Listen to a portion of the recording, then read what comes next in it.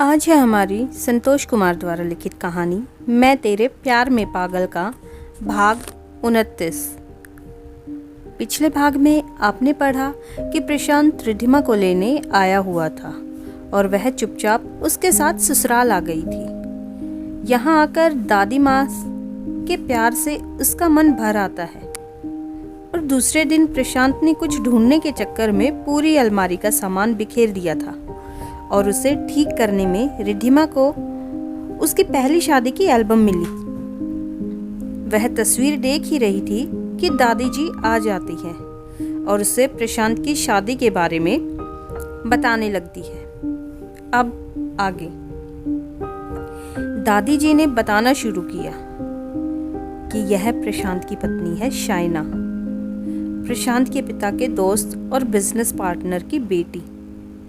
दोनों दोस्तों ने अपनी दोस्ती को और मजबूत करने के लिए दोनों बच्चों की शादी तय कर दी थी। प्रशांत को इस रिश्ते से कोई इनकार नहीं था, इसीलिए जल्दी ही शुभ मुहूर्त देखकर दोनों का विवाह करा दिया गया था। सबने दोनों की जोड़ी की बहुत सराहना की। दोनों साथ में लग भी बहुत अच्छे रहे थे, पर होनी तो कुछ और ही खेल दिखाने वाली थी। सुहाग रात में प्रशांत खुशी खुशी अपनी पत्नी के पास गया तो शाइना ने अपनी शादी का जोड़ा उतार कर नाइट गाउन पहन रखा था और उसने सीधे तौर पर उसे बता दिया कि वह किसी और से प्यार करती है और यह भी कि वह कभी भी प्रशांत को अपने दिल में जगह नहीं देगी। प्रशांत ने उसे समझाने की बहुत कोशिश भी की थी कि अब तो हमारी शादी हो गई, तो पिछली बातें भूलकर हम अपनी आगे की जिंदगी के बारे में सोचते हैं। मुझे कोई दिक्कत नहीं है तुम्हारे पास्ट से, पर वह अपनी जिद पर अड़ी रही। उस रात प्रशांत दूसरे कमरे में सोया और दूसरे दिन जब हमें यह सब बात पता चली तो मैंने उसे गुस्से और प्यार हर तरह से समझाने की कोशिश की, पर उसने यही कहा कि वह तलाक लेना चाहती है। उसकी मम्मी ने खुद को मार लेने की धमकी दी थी, इसीलिए उसने शादी तो कर ली, पर वह प्रशांत के साथ रहने के लिए बिल्कुल भी तैयार नहीं थी और मजबूरी में हमें तलाक के लिए कोर्ट में अप्लाई करना पड़ा और कोर्ट तलाक के लिए तब तक परमिशन नहीं देती जब तक कि लड़का लड़की कम से कम 3 महीने साथ में ना रहे हों। इसीलिए किसी तरह 3 महीने शाइना हमारे साथ ही रही। फिर प्रशांत ने उसे तलाक दे दिया और साथ में बहुत बड़ी एलिमनी भी दी। उसके बाद शाइना ने अपने प्रेमी के साथ यह देश छोड़ दिया। फिर क्या हुआ दादी माँ? और सारी बातें सुनकर रिद्धिमा को प्रशांत के लिए बुरा महसूस हुआ। इन सब बातों से मेरा बच्चा बिल्कुल टूट सा गया था। ऊपर से शाइना के पिता ने पूरी सोसाइटी में यह बात फैला दी कि प्रशांत ने उनकी बेटी को इतनी जल्दी तलाक दे दिया क्योंकि वह बिजनेस में 70% का मालिकाना हक चाहता है। पर वो ऐसा कैसे बोल सकते हैं दादी माँ? अपनी इज्जत बचाने के लिए लोग दूसरों को गिराने से बाज नहीं आते बेटा। शाइना के माता पिता ने भी यही किया। मेरे बच्चे का कोई कसूर नहीं था, फिर भी पैसे भी दिए और समाज में बदनामी भी मिली। कोई कर्ज होगा जो इस जन्म में चुकाना पड़ा है हमें। खैर छोड़ो इन बातों को। मुझे बहुत खुशी है कि तुम्हारे जैसी अच्छे संस्कार वाली और प्यारी सी लड़की मेरे बच्चे की दुल्हन बनी है। अब मुझे कोई मलाल नहीं, कोई अफसोस नहीं। शायद कुछ अच्छा होने के लिए कुछ मुश्किलें सहनी पड़ती हैं, पर अब मुश्किलों का दौर गुजर चुका है और खुशियों का मौसम आ गया है। बहुत सीधा साधा है मेरा प्रशांत। उसका ख्याल रखना बेटा। जानती हो, पहली बार तुम्हारे लिए उसके दिल में प्यार महसूस किया है, पर जब उसे पता चला कि तुम्हारी शादी किसी और से होने वाली है, तो तुम्हें पाने के लिए शिवरात्रि का व्रत भी रखा उसने। और कहते हुए दादी जी की आंखें खुशी और दुख के मिले जुले एहसास से नम सी नजर आने लगी थी। और रिद्धिमा शर्मिंदा सी हो गई थी। आखिर उसने भी तो शादी के रोज से लेकर आज तक प्रशांत को कोई खुशी नहीं दी थी। पर अब ऐसा बिल्कुल नहीं होगा।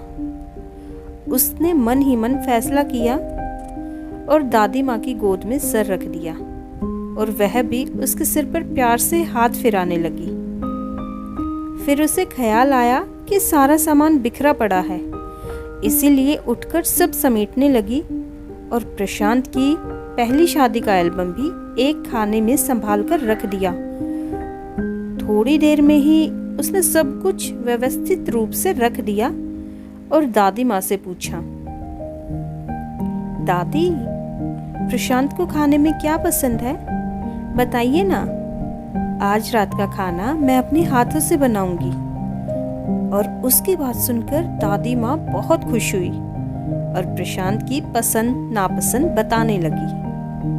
रिद्धिमा ने आज बड़े प्यार से खाना बनाया और उसकी पसंद की नीले रंग की साड़ी पहनी और दादी माँ के पास आई। वह इतनी प्यारी लग रही थी कि दादी माँ ने उसकी बलाई ले ली। दादी माँ, देखिए ना, कोई कमी तो नहीं है।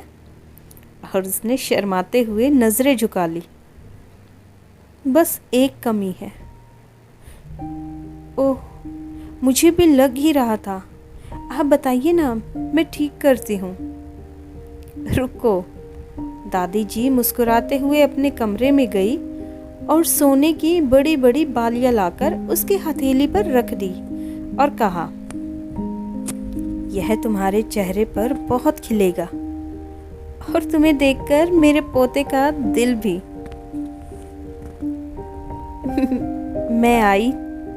मैं अभी आई दादी माँ। और दादी जी की बात सुनकर रिद्धिमा शर्मा कर अपने कमरे में चली गई। शाम में जब प्रशांत आया तो रोज की तरह नीचे ही बैठा।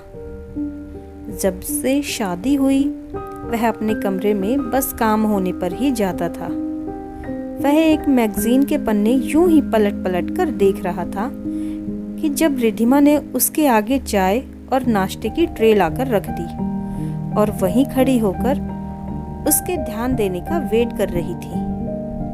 पर प्रशांत मैगजीन में ऐसे गुम था जैसे उससे ज्यादा इंटरेस्टिंग और कुछ भी ना हो। रिद्धिमा ने थोड़ी देर उसके ध्यान देने का इंतजार किया और फिर अपनी चूड़ियां खनखनाई। अब प्रशांत ने चौंक कर देखा तो बस देखता ही रह गया। क्या कर रहे हो? पहले मैगजीन में गुम थे और अब? बोलते बोलते उसने अपने होठ दांतों से चबा लिए। ओह, क्या बोल रही थी मैं भी। यही कि अब तुम में। जी, चाय ठंडी हो गई है, मैं गरम करके लाती हूँ। और मन में सोचती है कि मन की बातें भी सुन लेते हैं ये तो। नहीं, बस तुम यहाँ बैठो ना, कहीं मत जाओ। और प्रशांत ने उसे प्यार से देखकर कहा और चाय का कप होठों से लगा लिया। रिद्धिमा उसके बोलने पर सामने ही बैठ गई, पर उसकी प्यार भरी नजरों की ताप से उसकी पलकें उठ नहीं रही थी कि तभी प्रशांत के मोबाइल पर किसी का फोन आ गया और वह अलग जाकर बातें करने लगा। रिद्धिमा उठकर दादी माँ के कमरे में चली गई और उनके पांव दबाने लगी। थोड़ी देर के बाद प्रशांत भी वहीं आ गया तो दादी माँ ने उबासी लेते हुए कहा, अब मैं आराम करूंगी, जाओ तुम दोनों भी आराम कर लो। चलो, दादी माँ की बात मानते हैं।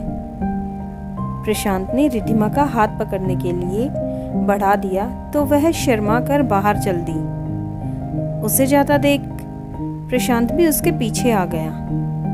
जब दोनों कमरे में पहुंचे तो रिद्धिमा ने झूठा गुस्सा दिखाते हुए कहा, आपको बिल्कुल भी शर्म नहीं आती? दादी माँ के सामने कैसे घूर रहे थे मुझे, और तो और हाथ भी पकड़ने लगे। अच्छा, तो इस बात का गुस्सा है? मैं भी ना गले लगाने की जगह हाथ पकड़ रहा था। धत, बिल्कुल पागल हो। पर तुम्हारे प्यार में अब कोई इतना खूबसूरत लग रहा है तो कोई होश में कैसे रहे। और बोलते हुए प्रशांत उसे बाहों में भरने आगे आया और रिद्धिमा ने शर्म से अपनी आंखें बंद कर ली। फिर प्रशांत रुक कर बोला, अभी एक बात लेकर आता हूँ। तुम इतनी प्यारी लग रही हो और मैं पसीने से भीगा हुआ। प्रशांत बाथरूम में घुस गया तो रिद्धिमा पलंग पर बैठ गई। अभी प्रशांत उसे बहुत अच्छा लग रहा था। उसका बोलना, उसका निहारना, सब उसके दिल की धड़कनें बढ़ा रहा था। प्रशांत अभी बाथरूम में ही था। वह ऐसे ही मोबाइल पर कुछ कर रही थी कि मोबाइल पर कॉल आया और उसने उठाकर हेलो कहा। तब उसे समझ आया कि यह मोबाइल तो प्रशांत का है, क्योंकि दूसरी ओर से एक औरत की आवाज आई, हेलो प्रशांत जी। और आगे की कहानी पढ़ेंगे आगे के अगले भाग में। तब तक के लिए धन्यवाद। दोस्तों, अगर आपको मेरी आज की कहानी पसंद आई हो तो वीडियो को लाइक, शेयर और कमेंट ज़रूर कीजिए। और कहानी में आगे क्या होने वाला है जानने के लिए चैनल को सब्सक्राइब कीजिए। Thanks for watching and keep supporting.